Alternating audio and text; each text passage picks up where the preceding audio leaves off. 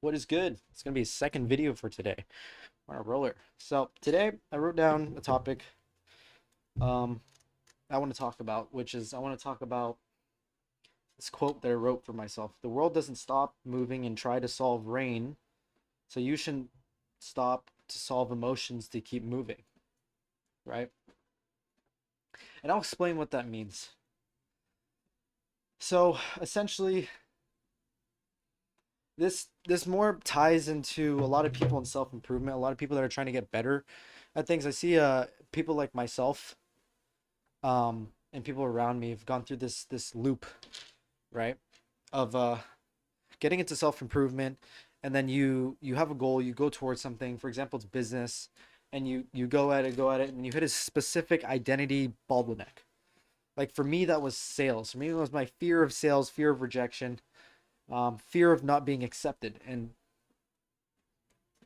through that, through business and stuff, one of the biggest things that I felt even before sales calls and things like that. I would throw up before my sales calls. I'd feel this impending fear, and I had no choice. But later on, I found success. I was making 15,000 $10,000 a month in my business. I went through that pain, and it wasn't even that bad. And then I went to Thailand. I lived there, lived off of $15,000 a month. Was too comfortable, and then I realized, okay, I need to get back into it because I can't get stuck living in this constant bottleneck for the rest of my life. So I had to get back into sales. And one of my biggest fears was feeling the feelings again of sales. So I went down this rabbit hole and this loop of trying to solve this feeling, right? And I see this happening with a lot of people. And mind you, I went in this rabbit hole for over a year. This rabbit hole of trying to solve a feeling for over a year. Because I also had an escape from it too. Because I met someone out in Thailand. His name is Aiden. He's a fucking brother now, business partner. But pretty much we one day I was living with him out in Thailand. We were living in this really cool uh villa out in Thailand. I had like a pool, and we had a desk, and it had like this cool, the desk was on this like fake grass area, and there's this upstairs, and there's like this balcony or this little walkway bridge that had LED lights on it. Really cool place. And one day we were going down a really we decided to take our bikes and basically ride around the entire island. And we had a blast. We were racing through the island and stuff like this. We were going full speed with our little fucking scooters and motorcycles around this entire island in Thailand. And at the end of it, at the end of the loop, toward the north part of the island, um, we sat down by this dock, pretty much in front of the water.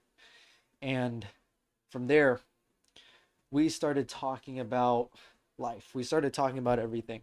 And we were both going through a struggle, both going through something that we didn't want to face, both of us. And what happened to be the thing that we didn't want to face was the thing that the other person could face.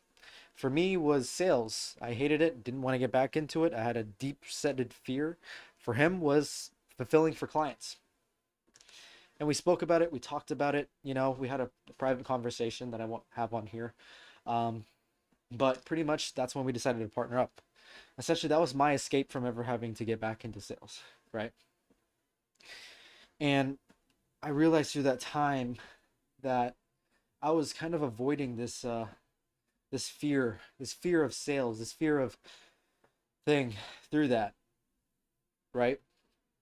And this lasted for like over a year. It was longer year. It's been a year and a half where he was taking over the sales, and I was just doing fulfillment. But then I realized it's like I need to face this fear because I will never be able to hit to the next level of my identity, the next level of business and stuff if I'm this identity of the person that doesn't face the fears. And it's a good skill to learn, right? And doing that, one thing I kept trying to do throughout that year was trying to solve the feeling that I was anticipating before these sales calls, pretty much.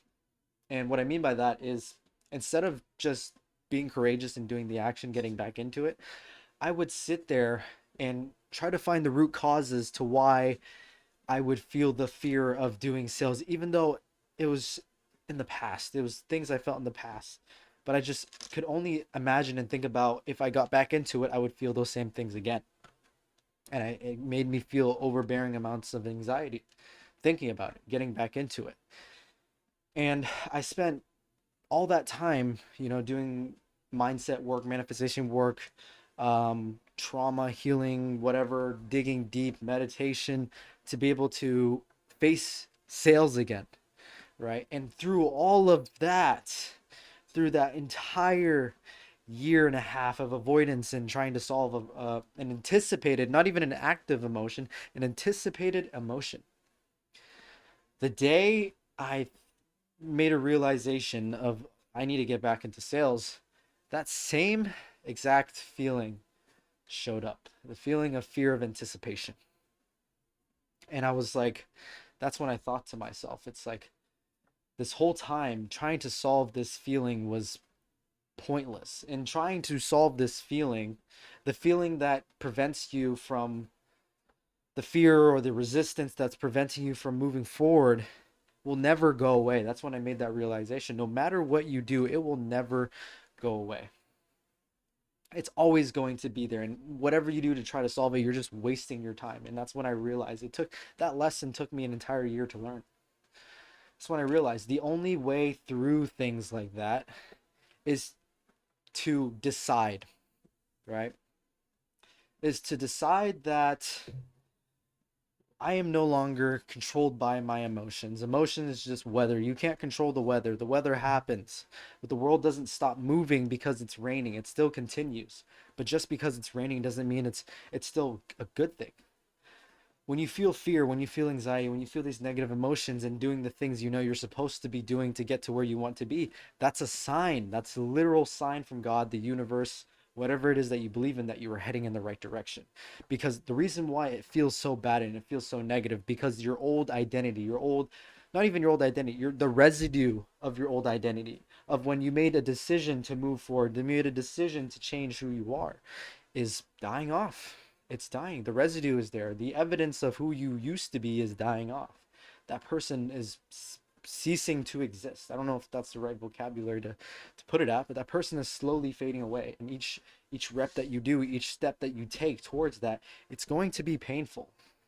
And it's not about making the pain go away. It's about becoming someone that does the thing regardless of how they feel. Because it will never go away. It doesn't get better. You just get stronger. And that's what I realized. And in doing so, and by the way, most of the times the fears that you have are all through anticipation, and it's all irrational. It's all things that you think might happen or things you might feel.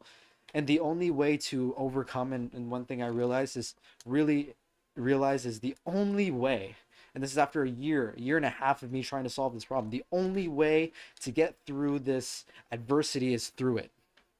There's nothing you're going to do. There's no strategy. I've tried everything. I tried reading several books on mindset and strategy. They all said the same thing, but I couldn't face the truth. It was just to get through it, to do it, to decide that today I will be this person that does the things regardless of how much fear or anxiety he feels. And you know what happened? I did it. I stepped back into sales. I made my dials again, and you know what? It wasn't that bad. The fear that was built around all of that, the fear of walking towards my edge, the fear of everything that's happened was all just in my head. I was just avoiding a feeling that lasted less than a minute.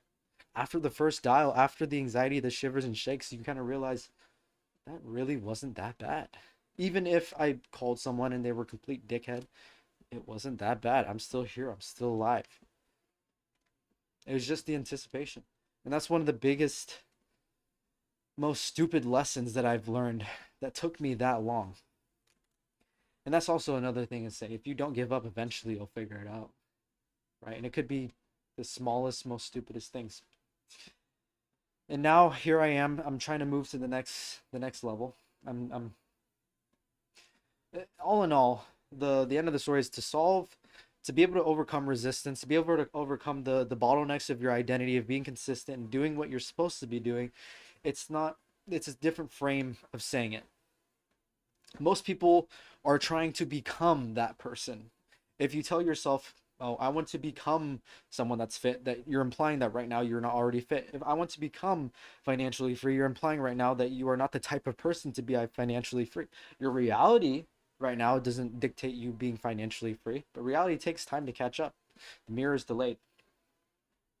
How you view yourself is how the world will view you. How you think of yourself is what the world will manifest back into you, vice versa. So you need to decide, right? And it's not even a matter of believing you can do it. You need to decide. So for example, let's say you want to hit a certain revenue point in your business, in your life, and the one thing that you're not the best at and you're not really putting the actions into is outreach, sales, cold calling, SMS, things like that. Or it could be the gym, just going to the gym, right? Don't go to the gym, or don't send the dials, don't cold call, don't do these things in order to become the person, because you always fall back to who you are. It was just the person that is always trying to become or trying to get to where they want to be. You need to deeply decide, I am no longer the person that does X, or I am now the person that always faces their fears regardless of how they feel. So when you're faced with adversity, you're faced with fears, you're faced with these feelings, then you remember back, right? I'm a type of person that does this anyways, regardless of how he feels.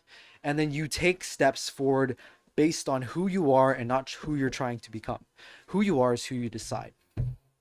And in doing that, in doing the action, is it's no longer a process of becoming. It's a process of you proving who you are, the building the evidence. You're not building the identity anymore. You are already that identity. You're operating for the place of a person that's already having that identity. Look at my whiteboard here. I don't know if you can see it, but at the top it says think and act as who you are. It's a reminder to me every single day. And then right below that it says, I don't know if you can see, I'm walking right now, so it's really hard to look back. The actions you take are not the process of becoming. They are the evidence to who you already are. And who you are is who you decide to be every single day. So decide who you want to be, or decide where you want to go, and then figure out who you need to be to get there. And then you decide that is going to be who you are now. And your standard will be to the things that that person is every single day. You operate from that place, not to get to that place, from that place. Same way manifestation, everything else teaches. Know that you already have, and know that it is coming to you. And everything you do is from that place of abundance, the place of already having, knowing, the place of already being. Don't want, don't desire, don't see, just be and have. Be who you need to be and take actions from being that person. Hope you enjoyed the video. Leave a like if you did. Peace.